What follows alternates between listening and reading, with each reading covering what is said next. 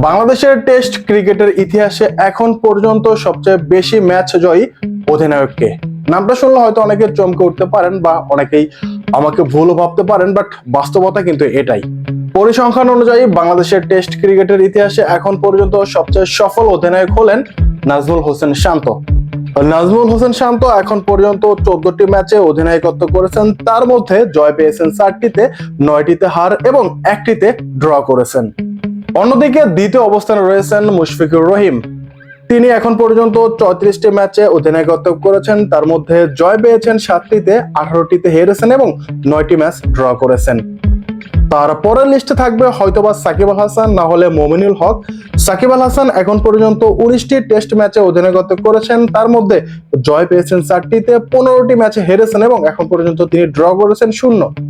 অন্যদিকে মমিনুল হক, তিনি এখন পর্যন্ত 17টি ম্যাচে অধিনায়কত্ব করেছেন। জয় পেয়েছেন 3টিতে, 12টিতে হেরেছেন এবং ড্র করেছেন 2টিতে। সো হিসাব এবং পরিসংখ্যান অনুযায়ী এখন পর্যন্ত টেস্ট ক্রিকেটের সবচেয়ে সফল অধিনায়ক হলেন আমাদের নাজমুল হোসেন শান্ত।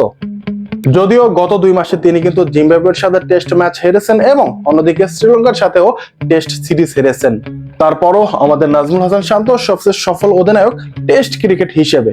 সো আপনাদের কি মনে হয় নাজমুল হাসান শান্তকে কি আবারও টেস্ট ক্রিকেটের অধিনায়ক হিসেবে দায়িত্ব দেওয়া উচিত? যদিও তিনি কিন্তু শ্রীলঙ্কা টেস্টের পর নিজেই টেস্ট ক্রিকেটের অধিনায়কত্ব থেকে অবসরে চলে গেছেন। সো আপনাদের কি মনে হয় আবারও কি নাজমুল হাসান শান্তকে টেস্ট ক্রিকেটের অধিনায়ক হিসেবে দায়িত্ব দেওয়া উচিত? আপনাদের মতামত কমেন্টে জানাবেন। সো ভিডিও পর্যন্ত আর প্লিজ সাবস্ক্রাইব করবেন। ধন্যবাদ।